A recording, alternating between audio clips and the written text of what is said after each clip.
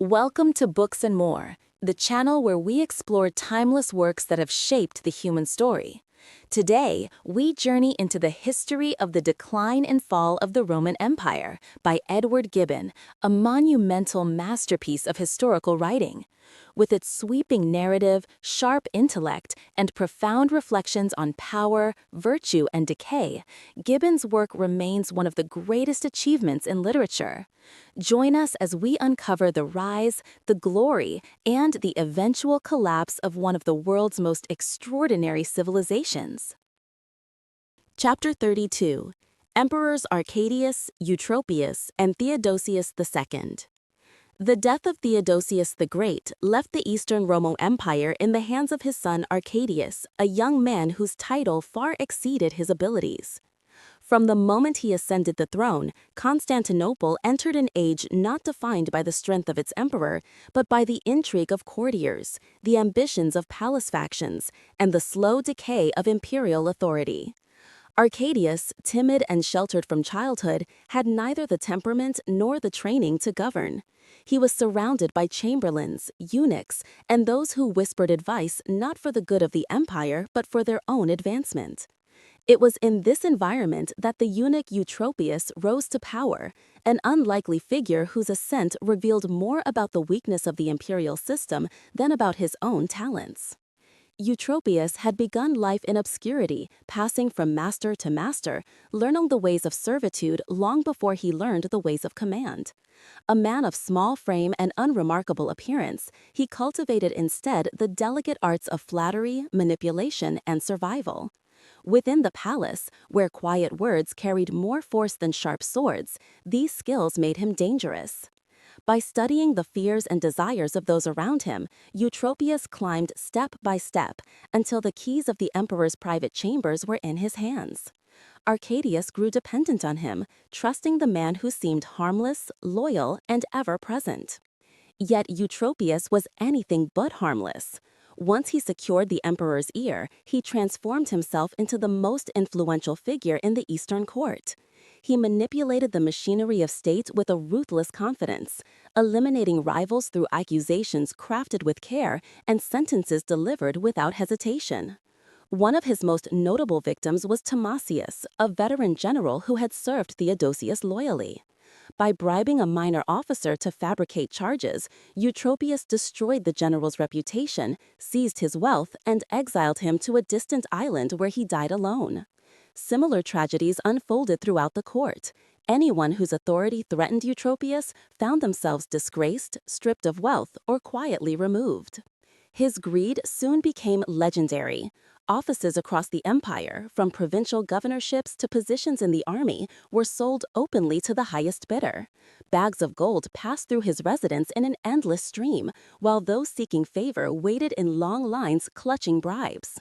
Laws were twisted to enrich him. Justice itself seemed available only by payment.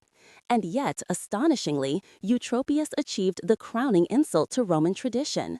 He was made consul, a title once held by the greatest defenders of the Republic. That a eunuch, a former slave, should don the consular robes was a humiliation that neither the Senate nor the people of Constantinople could easily bear. But power invites enemies, and Eutropius had many. Chief among them was Empress Eudoxia, young and ambitious, who resented his influence over her husband. She believed the empire should bend to her will, not to a man she considered beneath contempt. When Eutropius overreached, interfering in matters close to the empress, he ignited her wrath. At the same time, Gaius, the formidable Gothic general, recognized that Eutropius stood between him and greater power. The two forces, imperial resentment and military ambition, soon aligned into a single threat. Arcadius, weak and easily swayed, hesitated until the last moment. But once pressed by Eudoxia's tears and Gaius's threats, he signed the decree condemning Eutropius. The once mighty minister fled in terror to the great church of Constantinople, clinging to the altar for sanctuary, an institution he himself had sought to diminish. John Chrysostom, the city's renowned patriarch, intervened on his behalf, insisting that even the guilty deserved protection. For a brief moment, the moral authority of the church shielded him. But sanctuary could not save a man who had accumulated so many enemies. Exiled first to Cyprus and then farther still, Eutropius met his end in obscurity, leaving behind a legacy of corruption and fear. Yet his fall did nothing to restore strength to the empire. Arcadius, stripped even of the illusion of authority, became entirely dependent on Empress Eudoxia. She soon embroiled herself in new conflicts, particularly with John Chrysostom, whose sermons against excess and vanity she believed were directed at her. The confrontation grew into a storm of political pressure, ecclesiastical disputes, and popular unrest. In the end, Chrysostom was banished, Eudoxia celebrated a short-lived triumph, and the empire watched as its spiritual and political leaders tore at each other while its borders weakened. Eudoxia's sudden death left Arcadius even more isolated. He drifted through the remainder of his reign without initiative, a figurehead more than a ruler, while real power shifted among courtiers, generals, and bureaucrats. When he died, few mourned a man who had done so little to shape the destiny of his empire. His successor, Theodosius II, ascended the throne as a child.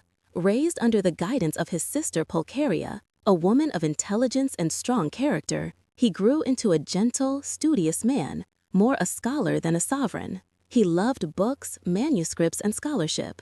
He preferred theological debate to military strategy. Under his rule, the empire experienced periods of peace, not because of his strength, but because the structures around him managed to keep conflict at bay. Pulcheria and other capable ministers managed the affairs of state, while Theodosius devoted himself to intellectual pursuits. But a peaceful reign did not mean a strong one. Theodosius's gentleness, admirable in private life, left him ill-suited to confront the challenges of governing an empire threatened by Huns, Persians, and internal corruption. Policies were inconsistent, authority diffused, and the empire's vigor continued to decline. Scholars were patronized, laws were collected and codified, churches were adorned, but the old Roman spirit of disciplined command and resolute action had faded. In the end, Chapter 32 offers less a chronicle of events than a study in how empires decay from within. Arcadius, Eutropius, and Theodosius II form a chain of weakness, corruption, and misplaced talent. More dangerous than any external foe was the slow erosion of dignity, discipline, and leadership that once made Rome formidable. The Eastern Empire survived these men, but not because of them. Their story, as Gibbon presents it, is a warning that when power falls into the hands of the unworthy or the unwilling, decline becomes not a moment but a condition, spreading silently until it shapes the destiny of nations. Chapter 33. The conquest of Africa by the Vandals, once the granary of the empire and one of its brightest jewels, stands as one of the most tragic and irreversible losses in the long story of Rome's decline. In Chapter 33, Gibbon traces this catastrophe not to the superior might of a foreign enemy, but to the fatal errors, rivalries, and political blindness of the Romans themselves. What Africa suffered at the hands of the Vandals was terrible, but what made their triumph possible was the weakness and folly festering within the empire. The calamity began with a misunderstanding, one so grievous that it altered the fate of continents. Boniface, Count of Africa, was perhaps the last great Roman commander in the West, a man of unquestioned loyalty and courage. His rival Aetius, equally brilliant but far more cunning, feared Boniface's rising influence at court. Through forged letters and whispered slander, Aetius convinced Empress Placidia that Boniface plotted rebellion, while persuading Boniface that Placidia sought his ruin. Thus misled, Boniface believed that the empire had turned against him. Instead of offering submission, he prepared for resistance, and in that moment of fear and pride, he sent for aid from a people desperate for new lands, the Vandals of Spain. The Vandals, weary from years of wandering and war, seized upon the invitation as deliverance. Under King Gonderic, they crossed to Africa, but his death placed the crown upon a head of a figure far more formidable, Genseric. Gibbon paints Genseric as one of the most remarkable leaders among the so-called barbarian kings, a man of sharp judgment and silent ambition. He scorned luxury, hid his motives, and possessed a patience that made him more dangerous than the violent chieftains of his age. Where others fought for plunder, Genseric fought for dominion. When Boniface learned too late that he had been deceived, he attempted to undo his fatal error by returning to the service of the empire. But the Vandals had already tasted the richness of Africa. They saw its fertile plains, its prosperous cities, and its strategic harbors. They had no intention of returning to the misery of Spain. War became inevitable. Boniface fought bravely to repel the invaders he had summoned, but even the greatest skill could not undo the consequences of treachery and confusion. City after city fell. Lands once orderly and abundant were ravaged. The Romans discovered that they faced not merely a horde, but a disciplined and relentless conqueror whose ambition matched the weakness of their own defense. Nowhere was the tragedy more vivid than at Hippo Regius, the episcopal seat of St. Augustine. As the Vandals encircled the city, famine and despair consumed the inhabitants. Augustine himself, aged and burdened by grief, died during the siege, witnessing the ruin he had long feared for the Roman world. Hippo sustained its resistance for months, but at last it succumbed. The death of Augustine, one of the last great luminaries of antiquity, symbolized for Gibbon the passing of the intellectual and spiritual grandeur that once marked the Roman provinces. With Hippo fallen, the remainder of Africa lay increasingly helpless. Boniface fled to Italy, where he confronted his rival Aetius in a duel that tragically settled nothing. Although Boniface struck the decisive blow, he soon died of his wounds. His death extinguished one of the final hopes for a Roman revival in Africa. Meanwhile, Genseric tightened his hold on the region with methodical severity. He subdued rebellious tribes, forced rival sects into submission, and wiped out internal opposition with ruthless efficiency. Not even his own family escaped his suspicion. Nephews, cousins, and political threats were eliminated without hesitation. Under his rule, the Vandals transformed from desperate wanderers into masters of one of the richest provinces of the empire. Though he faced persistent unrest and occasional Roman attempts to intervene, Genseric proved resilient. His armies endured desert hardships, tribal uprisings, and mutinies. But for every setback, he found a way to recover. By diplomacy, intimidation, or calculated violence, he maintained control. Even when Rome and Constantinople sought peace, Genseric treated treaties as temporary conveniences. He sent his son Huneric as a hostage, not out of loyalty, but to buy time while he consolidated power. As soon as the opportunity arose to strike more decisively, he did. The culmination of Genseric's African campaign, the moment that sealed Rome's fate beyond repair, was his seizure of Carthage. The city, long considered impregnable, was taken almost without resistance. Carthage, second only to Rome itself in wealth and culture, became the new capital of the Vandal kingdom. From there, Genseric established a dominion that combined the hard discipline of a nomadic people with the administrative capacity of a conquered Roman bureaucracy. He forced inhabitants to surrender treasures, grain, and lands. He confiscated estates. He rewarded his followers with property seized from Roman nobles. What had once been a flourishing Roman center was reshaped into the heart of a foreign kingdom. But the transformation of Carthage was only the beginning. With its harbors and shipyards now in Vandal hands, Genseric constructed a fleet unlike anything seen since the days of the Republic. For centuries, Rome had dominated the Mediterranean. Now, for the first time in living memory, a barbarian power controlled the sea. From Carthage, Vandal ships raided Sicily, Sardinia, the Balearic Islands, and even the coasts of Italy and Greece. The empire's inability to challenge these naval assaults exposed a new dimension of its fragility. No longer merely losing territory, Rome was losing mastery of the very waters that had once defined its empire.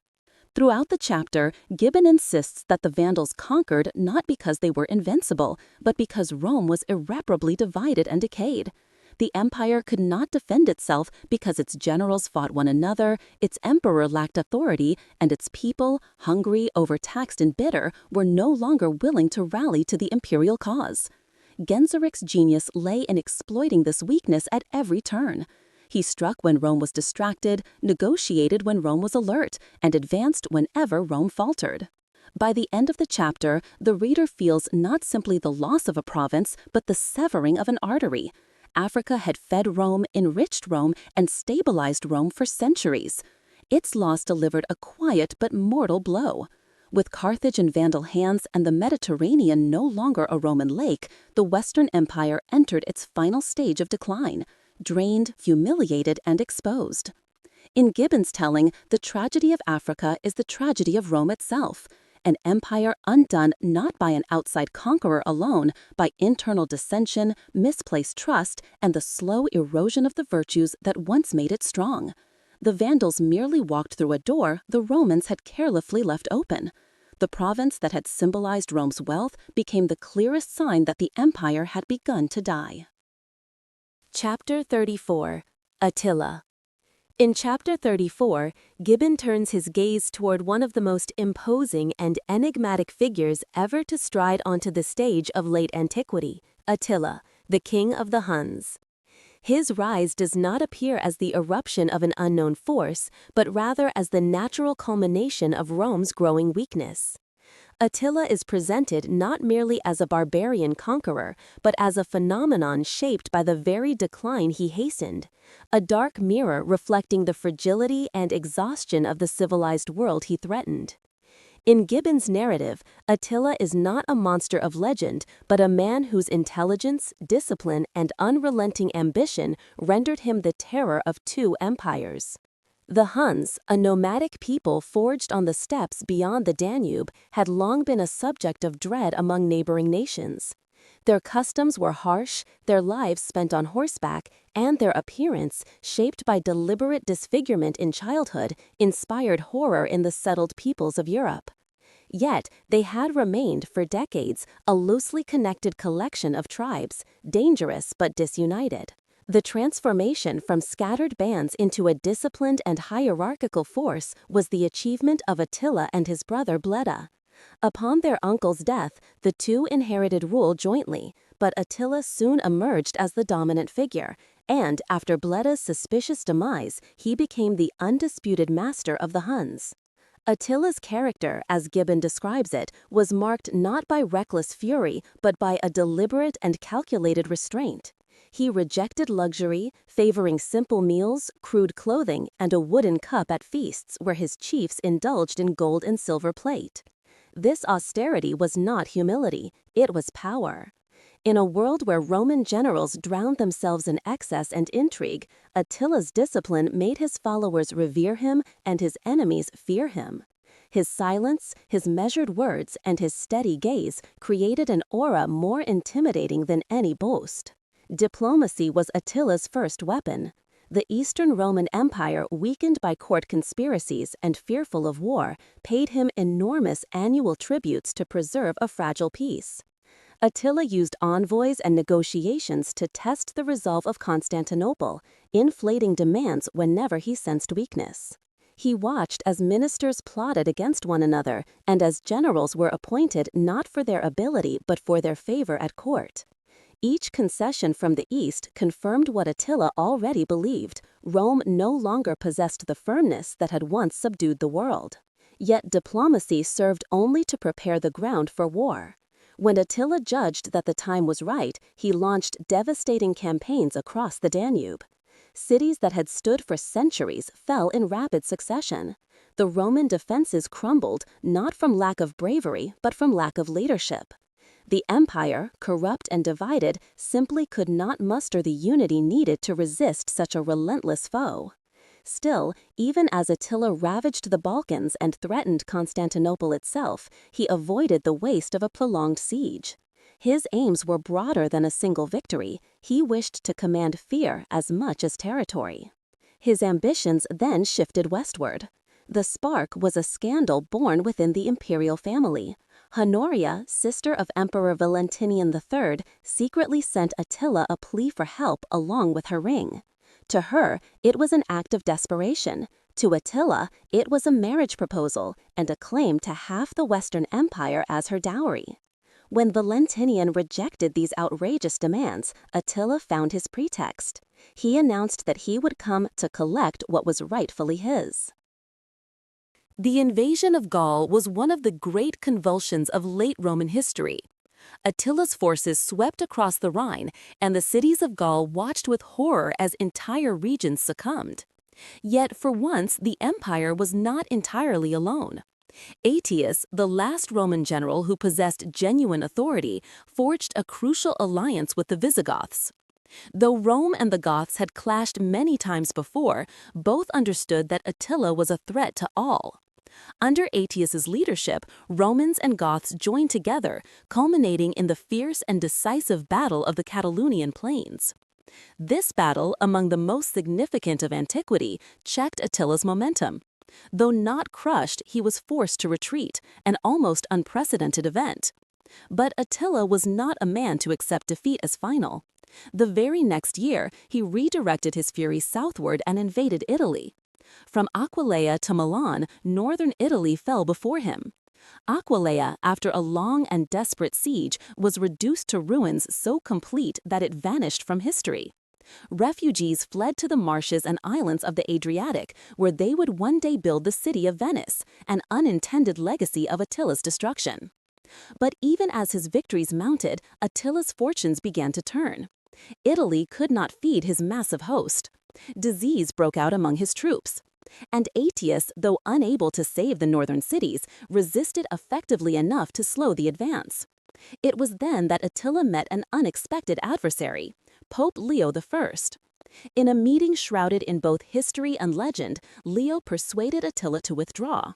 Whether it was the pontiff's eloquence, the exhaustion of the Huns, or pressures from the east that influenced him, the result was the same. Attila abandoned the invasion. Yet he was not done. Attila planned a greater campaign, perhaps against Constantinople, perhaps against Rome again. But on the night after celebrating a new marriage, he died suddenly. His death dissolved his empire instantly. His sons quarreled for power, subject tribes rebelled, the Hunnic dominion shattered like glass. The whirlwind that had swept across Europe ended as abruptly as it had begun. Gibbon concludes the chapter by positioning Attila not merely as a conqueror, but as the embodiment of an age when the ancient world trembled. He was terrible yet disciplined, ruthless yet intelligent, a barbarian yet in many ways superior to the corrupt officials who ruled the Roman world.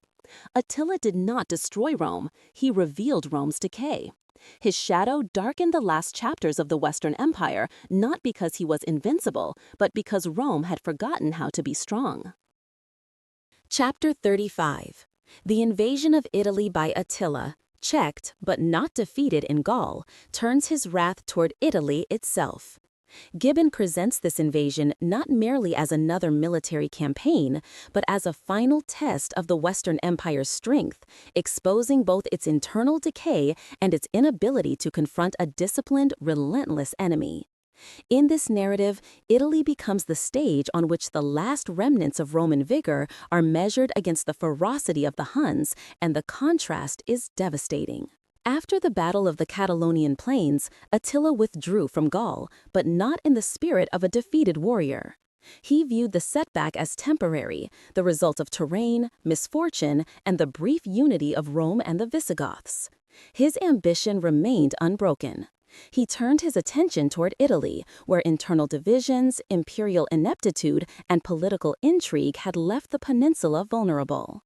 Yet, it was an unlikely spark that provided Attila with his pretext, the desperate act of Princess Honoria. Imprisoned by her family and threatened with marriage she despised, she sent Attila her ring and a plea for rescue. Attila interpreted this not as an appeal for help, but as a marriage proposal and a legal claim to half the Western Empire. When Emperor Valentinian III rejected his demands, Attila seized the excuse to invade, a reminder that Rome's downfall often began within its own palace walls. The march into Italy was swift and catastrophic. The first great barrier was Aquileia, a strategic fortress city that had resisted earlier invasions. Attila besieged it with a grim determination. The siege dragged on until, according to Gibbon, a strange omen, storks abandoning their nests, convinced Attila that the city's fate was sealed. He renewed the assault with fury, breached the defenses, and reduced Aquileia to utter ruin. Its destruction was so complete that it vanished from history. Where a proud Roman city had stood, only scattered stones remained.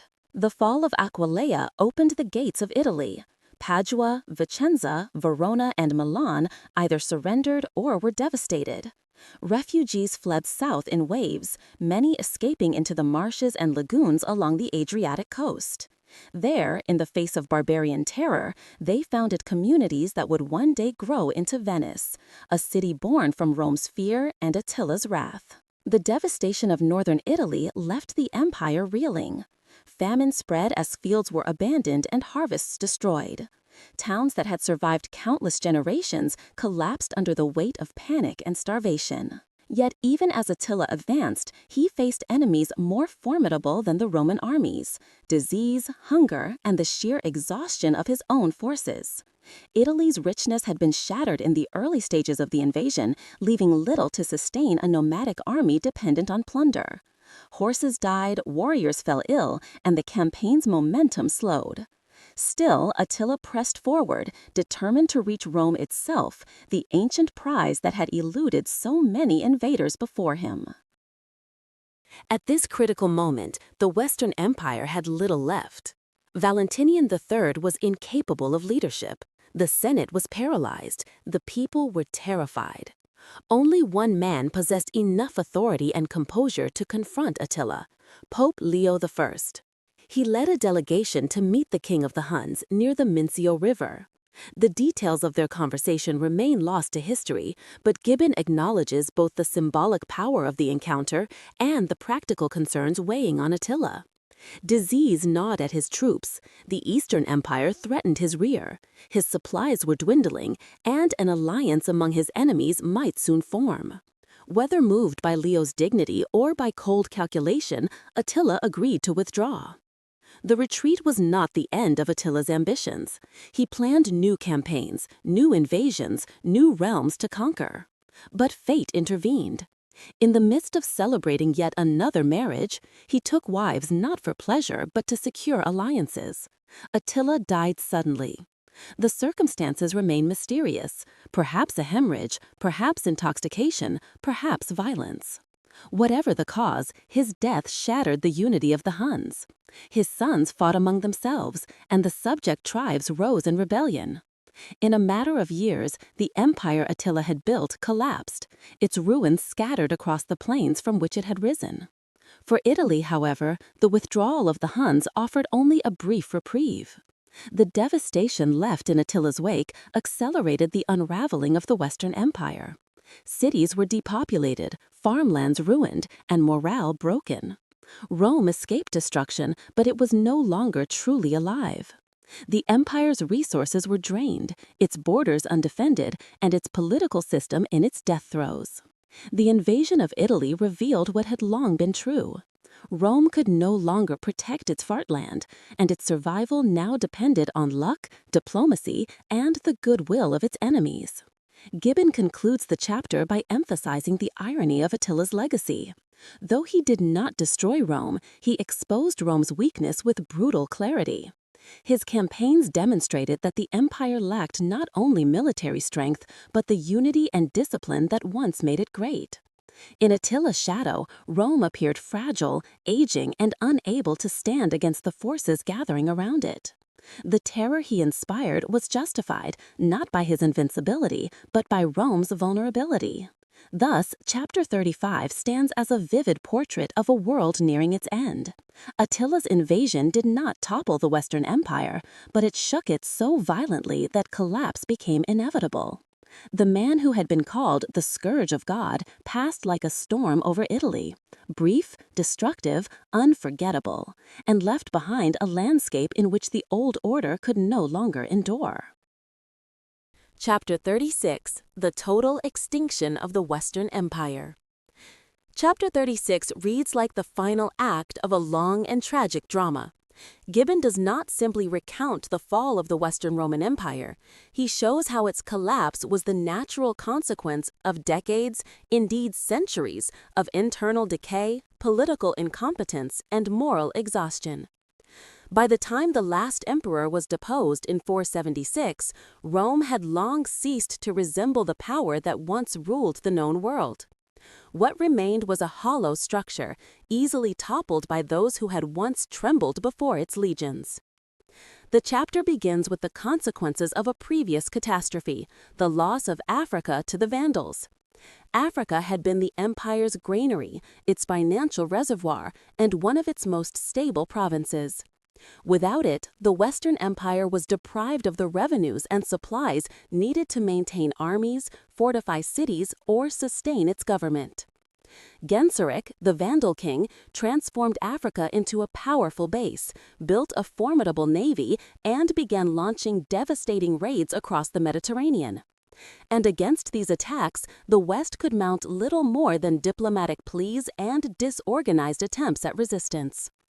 The Vandal fleets ravaged Sicily, Sardinia, and the coasts of Italy, making it clear that the empire no longer controlled even its surrounding seas. Political chaos deepened the crisis. After the assassination of Valentinian III, the imperial throne became a revolving door for ambitious generals and desperate aristocrats. Maximus seized power but failed to secure either the army or the people. His panicked flight from Rome as the Vandals approached symbolized the impotence of Roman authority. When Genseric entered the city, he plundered it methodically and carried off thousands of captives. Though not as brutal as previous sacks, this invasion further tarnished the prestige of the empire and deprived it of wealth it could never recover. The empire then turned to Avitus, a Gallic noble elevated through the influence of the Visigoths. His reign exposed how thoroughly Rome had become dependent on barbarian allies. Avitus was unpopular in Italy, and when his relationship with the Visigoths soured, he fell quickly and ignominiously. Yet in Gibbon's account, his downfall was less a cause of decline than another symptom of a political body incapable of self-preservation.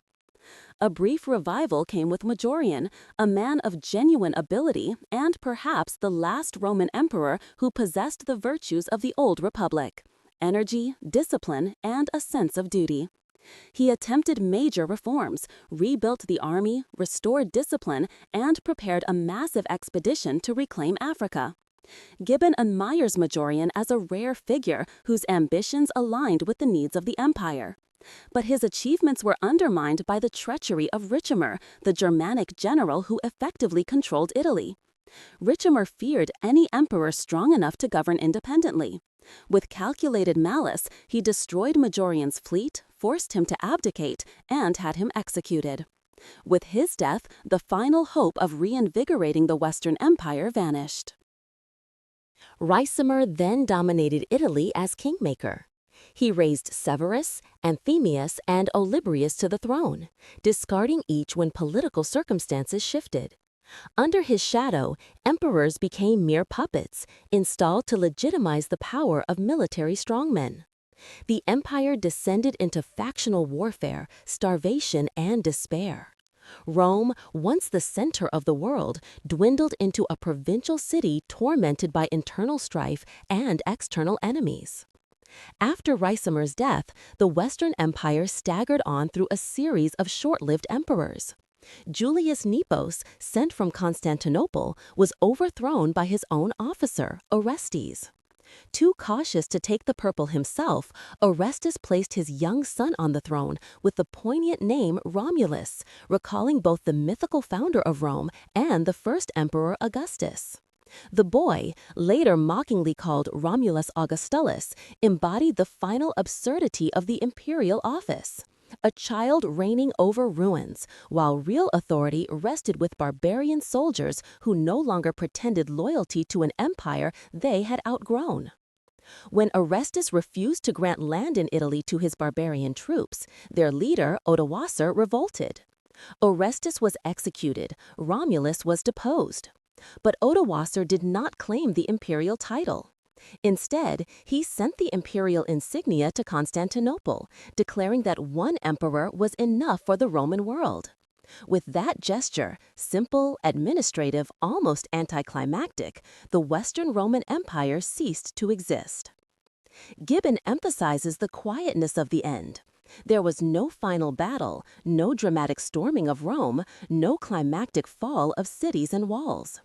Instead, the empire died the way a sick man dies, gradually, then suddenly. The deposition of Romulus Augustulus in 476 was not a catastrophe, but an acknowledgement of a reality long since evident. Italy came under the rule of Odoacer, who governed with a stability and moderation that the empire itself had not managed in decades. In this final irony, a barbarian king brought peace where Roman emperors had only brought disorder. The conclusion Gibbon draws is stark. The Western Empire collapsed because it had lost the virtues that once sustained it. Discipline had given way to corruption, unity to faction, courage to dependence on mercenaries. The barbarians did not destroy Rome. They merely walked into the shell of a world that had crumbled from within. The institutions remained, the Senate, the laws, the language, but the spirit had departed.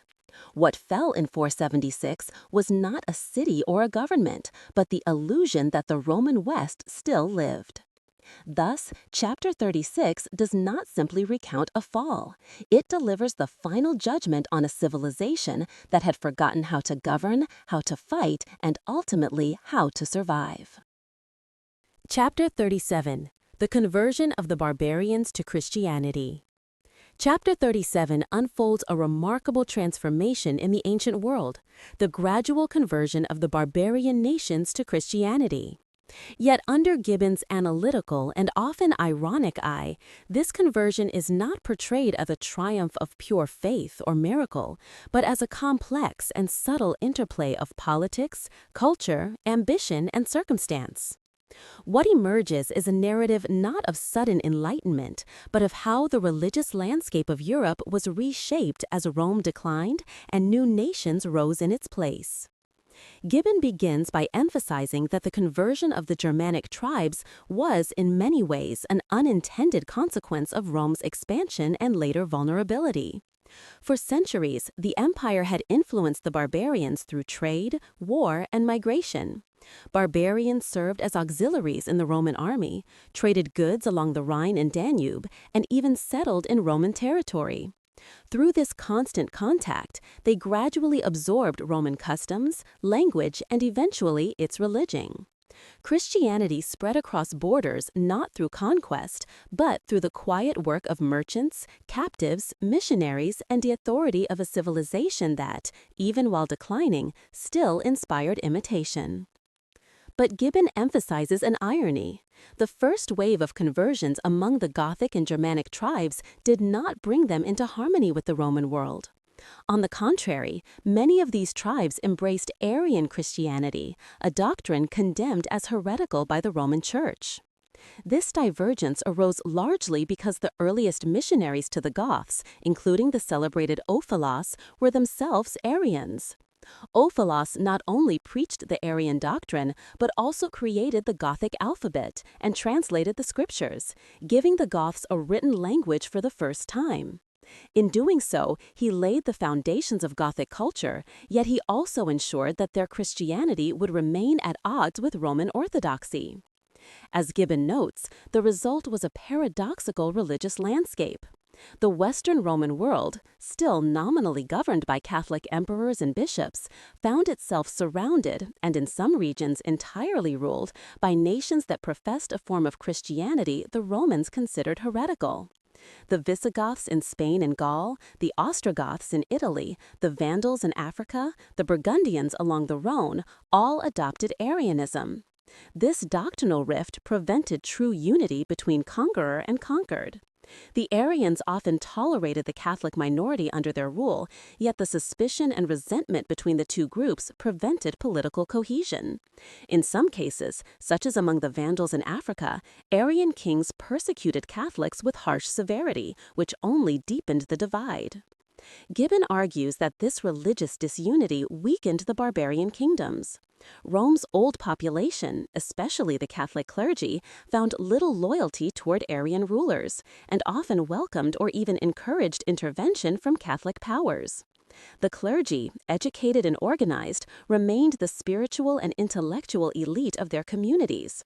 Their hostility made it difficult for Arian rulers to establish stable legitimacy. Yet amid this general pattern, one tribe followed a different course, the Franks. Their leader, Clovis, made the momentous decision to convert not to Arianism but to Catholic Christianity. Unlike his Germanic neighbors who were tied to Ulfilas' legacy, Clovis received his religious influence from his Catholic wife and from the bishops of Gaul. Gibbon stresses that this was not merely a pious act, but a shrewd political calculation. By embracing the faith of the Roman majority, Clovis gained a powerful ally in the Catholic Church. He also gained the loyalty of the Gallo-Roman population, who saw in him a defender of their religion and traditions. This alliance gave the Franks a unique advantage over their Germanic rivals and laid the groundwork for the future Kingdom of France. The chapter also explores how Christianity, once embraced by the tribes, reshaped their customs and institutions.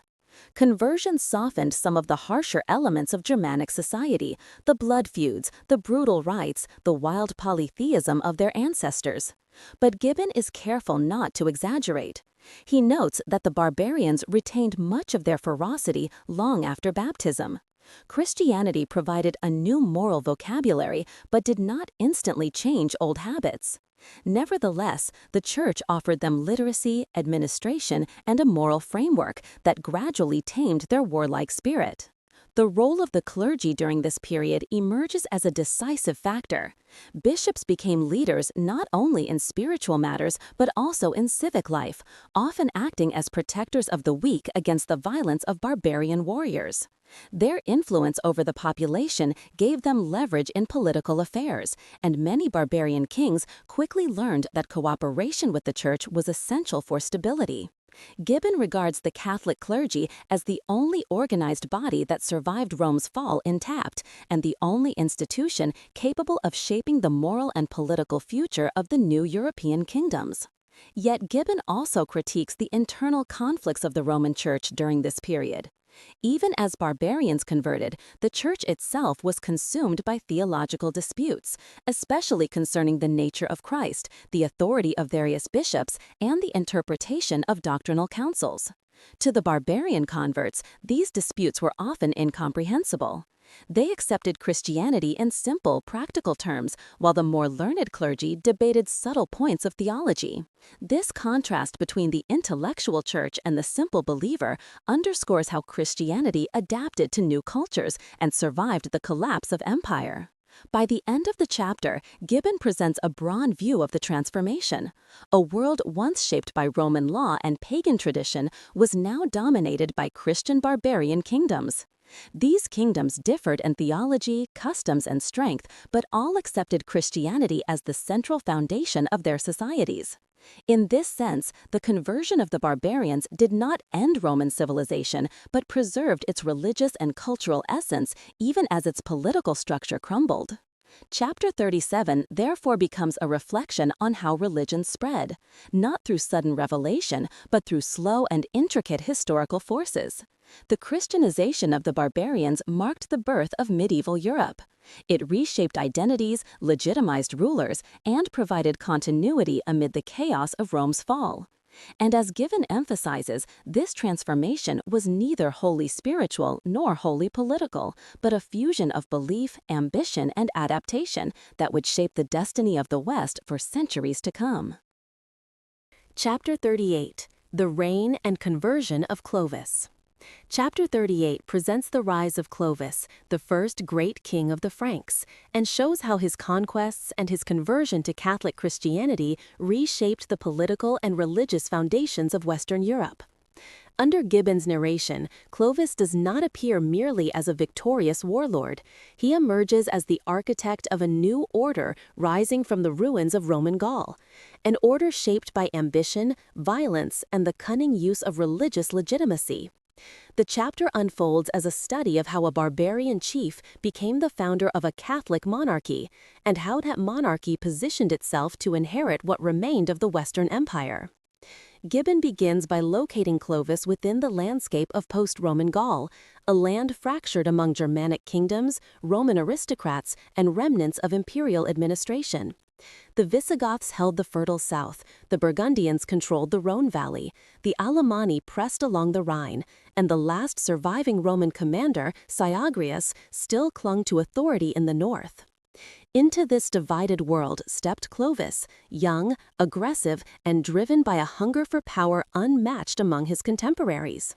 His first decisive act was the challenge to Syagrius, whose defeat at Soissons ended the final vestige of Roman rule in Gaul. In Gibbon's telling, this victory marked the true beginning of Frankish dominion and symbolized the shift of authority from a Roman world in decline to a new barbarian society poised to dominate the future. Yet military conquest alone could not secure Clovis's supremacy. The tribes he faced were numerous and fierce, especially the Alemanni, whose warriors fought with a stubborn courage that had long defied Roman arms. In the famous Battle of Tolbiac, when the Franks faltered and defeat seemed imminent, Clovis uttered a vow to the god of his Christian wife. If granted victory, he would embrace the Christian faith.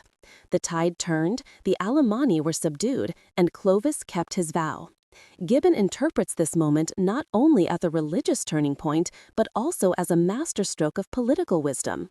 Instead of adopting Arian Christianity like the Goths and Burgundians, whose beliefs Rome condemned as heretical, Clovis chose Catholic orthodoxy, the faith of the majority of the Gallo-Roman population and the clergy. This decision transformed the political balance in Gaul. While other Germanic kings ruled over populations who viewed them with religious suspicion, Clovis instantly became the champion of Roman Catholicism. The bishops embraced him, the Roman aristocracy welcomed him, and the people regarded him not as a foreign conqueror, but as a protector. Gibbon emphasizes the strategic brilliance of this alignment. Clovis gained moral authority precisely when his rivals weakened themselves by clinging to Arianism. In adopting the dominant faith of the land he hoped to rule, Clovis secured a unity and legitimacy unavailable to any other barbarian king. Following his baptism at Reims, an event wrapped in symbolism and recorded with reverence by ecclesiastical historians, Clovis launched a series of campaigns that expanded Frankish power across Gaul. He defeated the Burgundians, humbled the Alemanni, and turned his attention to the Visigoths, whose kingdom stretched across southern Gaul and Spain. At the Battle of Vouillé, he crushed Alaric II, the Visigothic king, and seized Aquitaine. This victory fundamentally reshaped the map of Western Europe. Gibbon notes that the fall of the Visigothic power north of the Pyrenees removed the strongest rival to Frankish dominion and placed Clovis at the head of the most extensive and unified kingdom in Gaul since the decline of imperial authority. But Gibbon also cautions against viewing Clovis through too romantic a lens. The same king who embraced Christianity also displayed a ruthless instinct for political murder. He eliminated rival Frankish chieftains through cunning and violence, often under the guise of piety or justice. He removed family members whose power or popularity posed a threat. Gibbon writes with his characteristic irony that Clovis used his new religion not to soften his heart, but to sharpen his advantages. Christianity gave him a cloak of legitimacy, but his methods remained those of a hardened warlord. The fusion of these two forces, religious authority and military brutality, laid the foundation of Frankish kingship and foreshadowed the complex moral character of medieval monarchy.